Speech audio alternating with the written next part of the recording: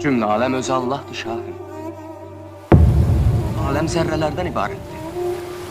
Her bir zerrenin öz bətnində xalq etmək qüdrəti var. Qılınç tutan əl lazımdır mənə. Fəzlin elminə isnad eləmədən döyüşə bilmərik. İnsan özü xaliqdir. Amma cəhalət üzündən bunu bilmir. Xilasımız bundadır.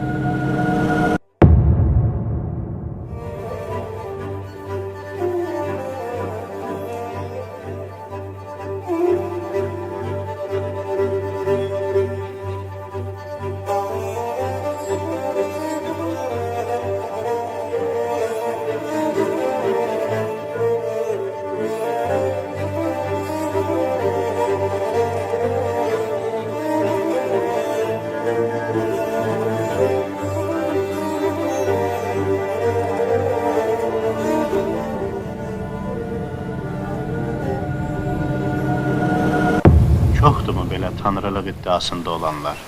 Azərbaycanın hər yerində.